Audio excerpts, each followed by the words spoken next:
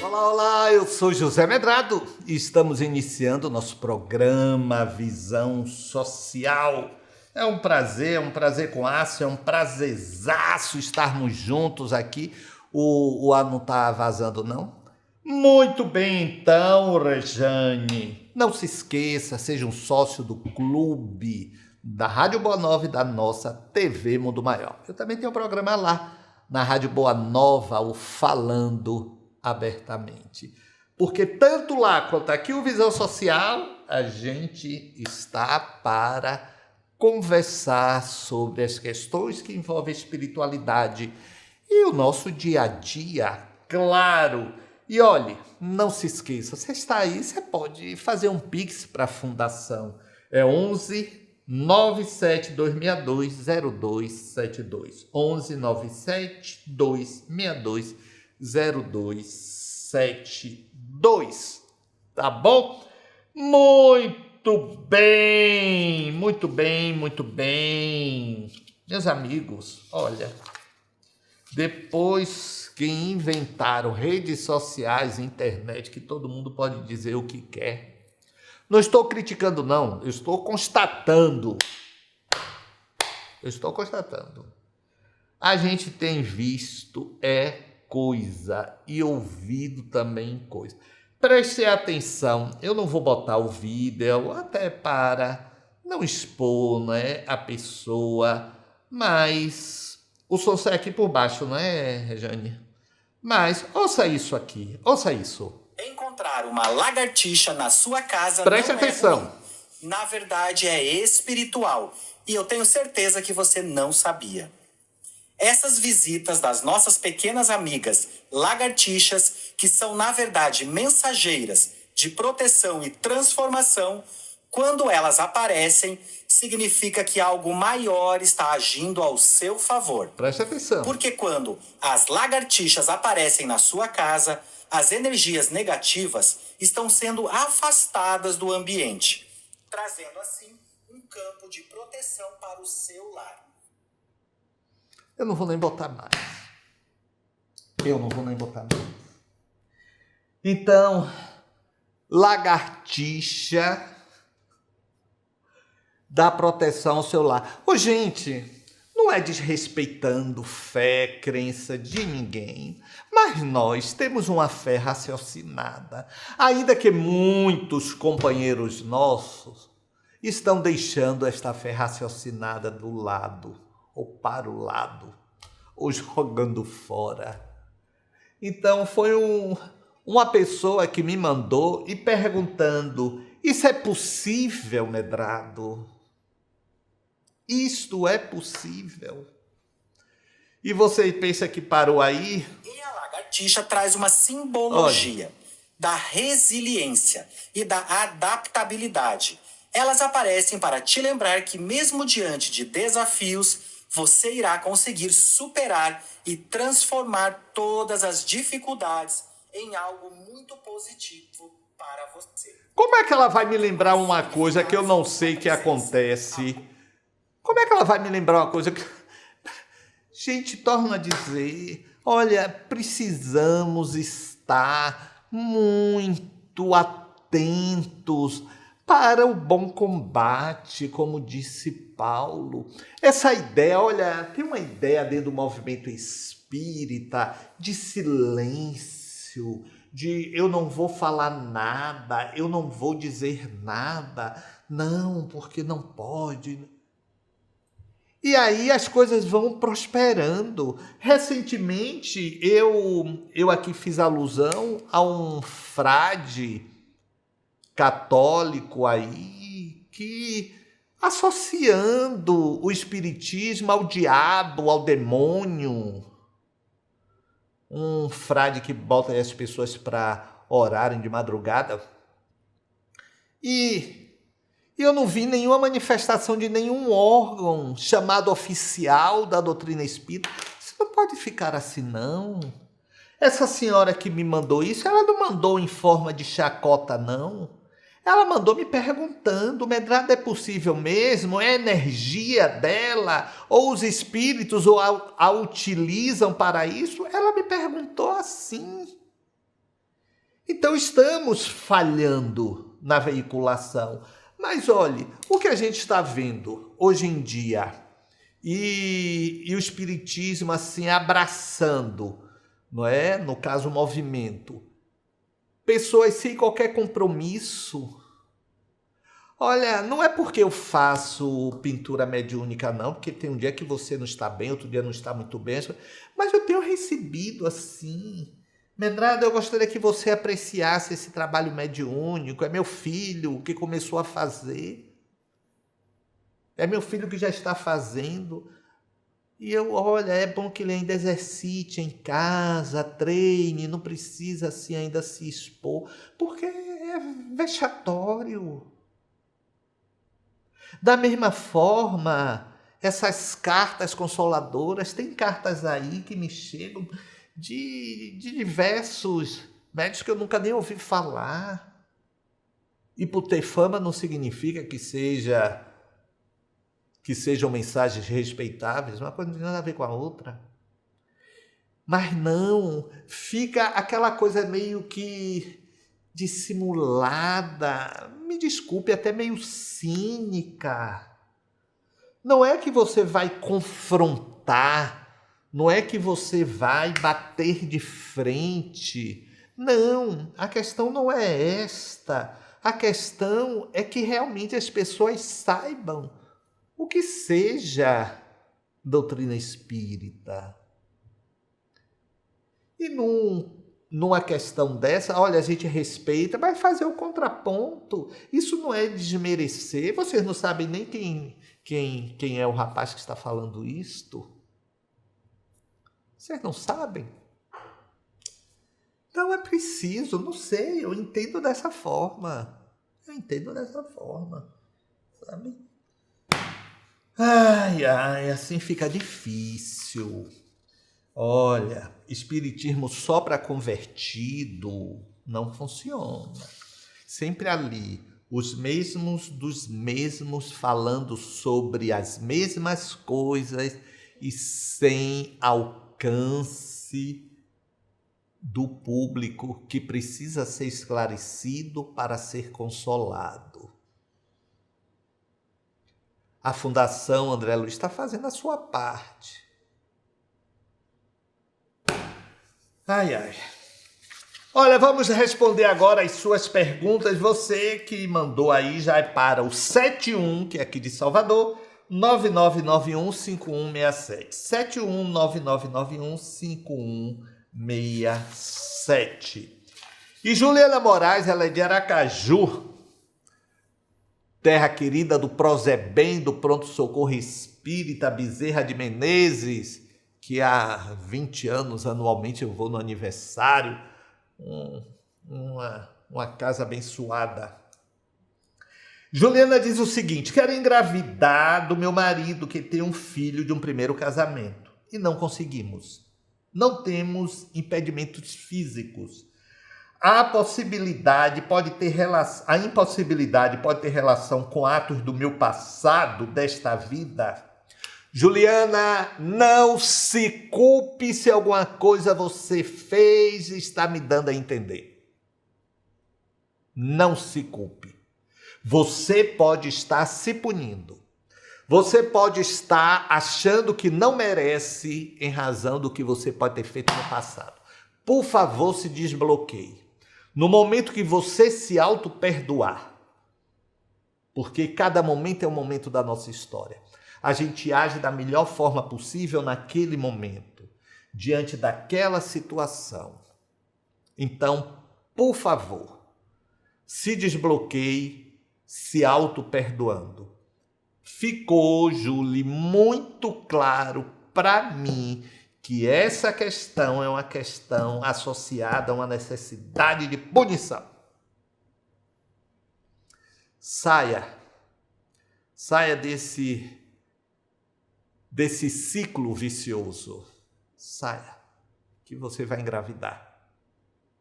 Não é o médico que está falando, não. É a lógica da avaliação psicológica. Tá bom? Me dê notícias. Busque uma terapia. Vai ajudá-la. Paula Lins é de Tatuapé. É em São Paulo, do bairro Tatuapé. Quando uma mãe rejeita seu filho antes dele nascer, as consequências podem ser piores que um aborto? Tem uma prima que está grávida do ex-marido e ela está revoltada porque se separaram por traição dele. Usa palavras ofensivas à criança que está gerando. Ô Paula, a doutrina espírita se posiciona contra o aborto, salvo... E aí também seguimos a justiça, eu entendo desta forma, porque no livro dos Espíritos só quando está em risco a vida da mãe. Mas eu digo que pela justiça, em risco a vida da mãe, por encefalia e por estupro. Anencefalia, né? Isso, por estupro. Ok? Mas não é o caso, não é? Olhe, a criança sente.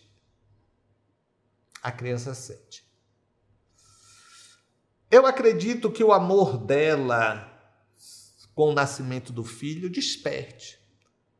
Agora ela quer se vingar por algo que ela fez também, porque foi não tomar os cuidados para engravidar. Eu acredito que no momento que o bebê nasce, a mãe, até por questões instintivas, alguma coisa explode ali e floresce ali, e de repente os processos se restabelecem em um trânsito harmonioso de paz. Algumas vezes não.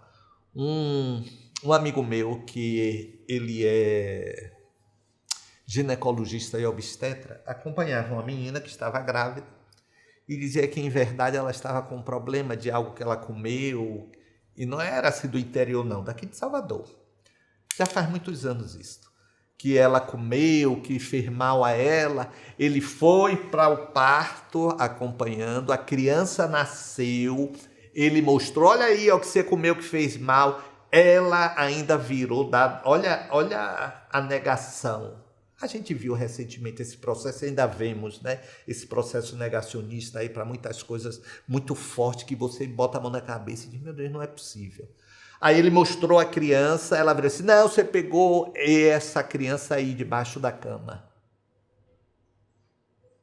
Pois é. Olha, vamos aqui à inserção. Eu estou nessas falas aí, falando em algumas palestras sobre o princípio. Eu estou fazendo a associação entre as 7 leis do universo de Hermes Trismegisto com a doutrina espírita. E essa fala aí é o princípio da correspondência. Você pensa, você chama. Veja aí, eu volto já.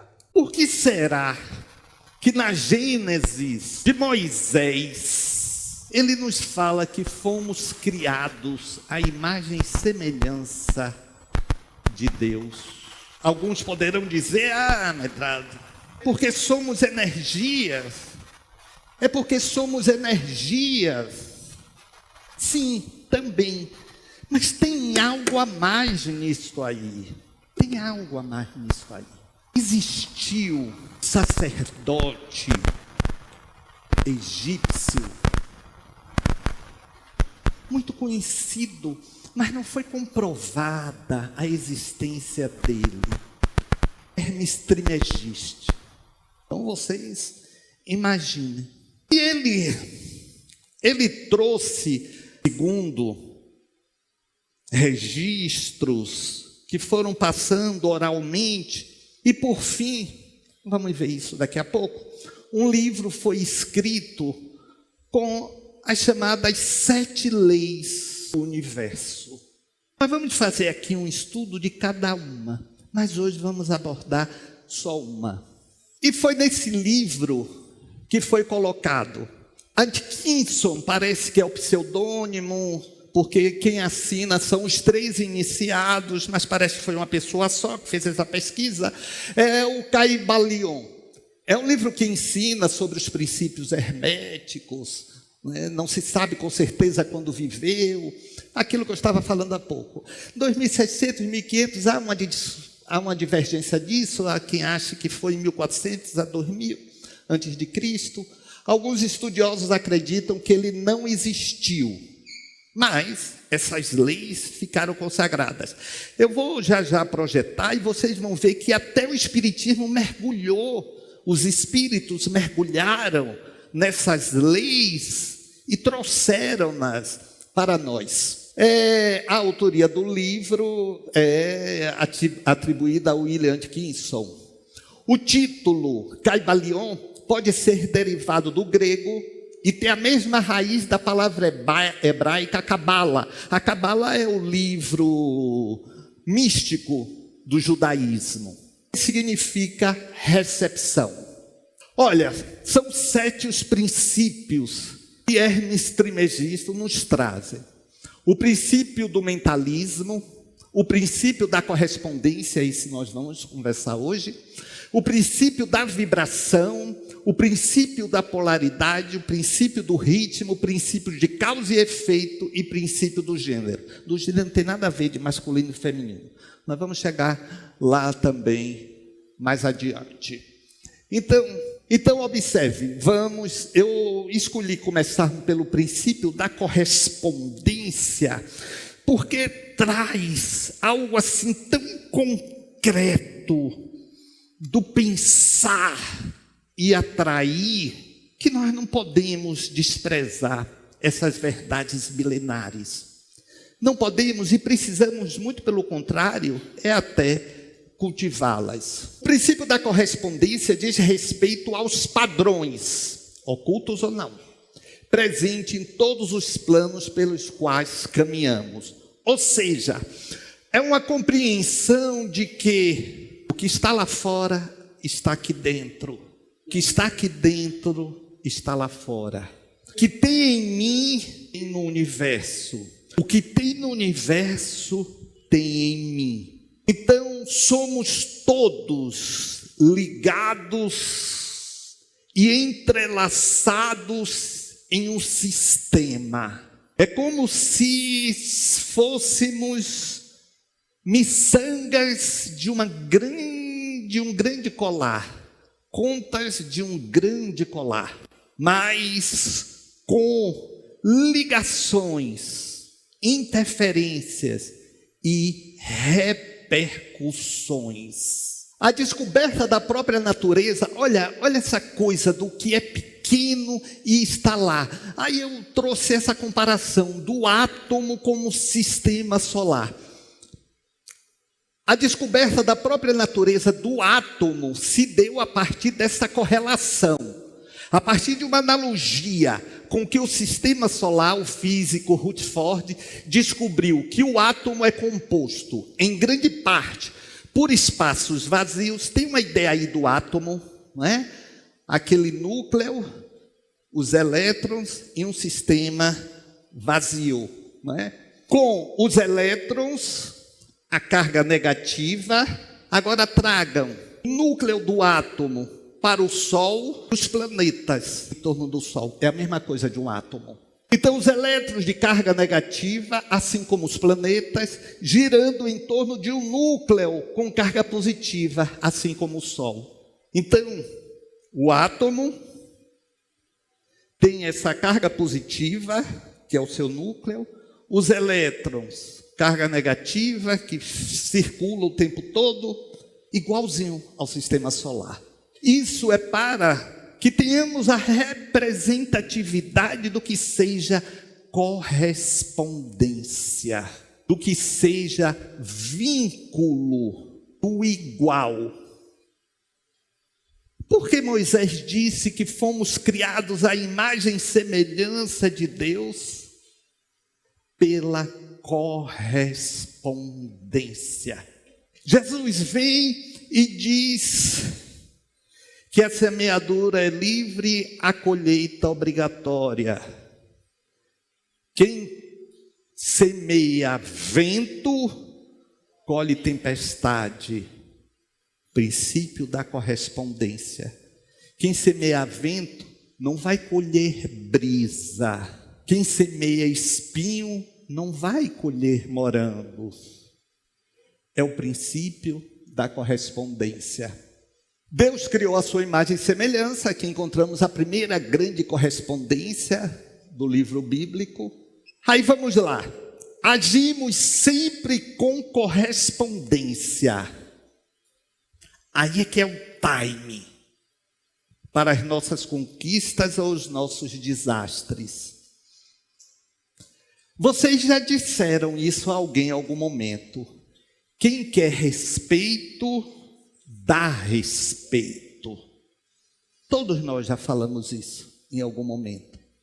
Nós vivemos falando da lei da correspondência e não nos damos conta. Aí está o desafio. Tem a lei da vibração, que vamos falar um outro dia, mas aí está o desafio de transformarmos a nossa vida de acordo com o que oferecemos para ter em volta a correspondência. E onde começamos isto? Pelos nossos pensamentos, que são os geradores das nossas ações. Se eu quero respeito, eu tenho que dar respeito. Se eu quero amor, eu tenho que dar amor. Se eu quero carinho, eu tenho que dar carinho.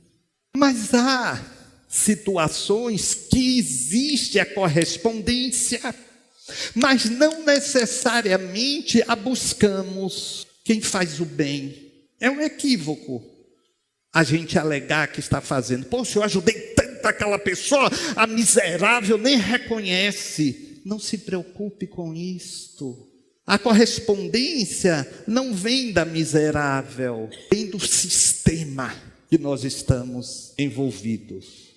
Pois é. A gente precisa aglutinar, fundir e entender. E ver que há traços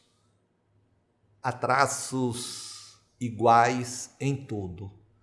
Mas eu tenho que voltar à história da lagartixa. Aí não tem traço que nos una a esse entendimento, não. Pelo amor de Deus. Ah, mas se é a fé de alguém medrado, vamos ter que respeitar.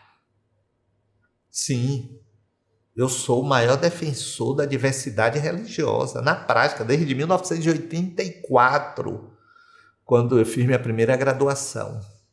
Mas a gente também tem que dizer sim, sim, não, não, para que as pessoas saibam e façam as escolhas que aproverem.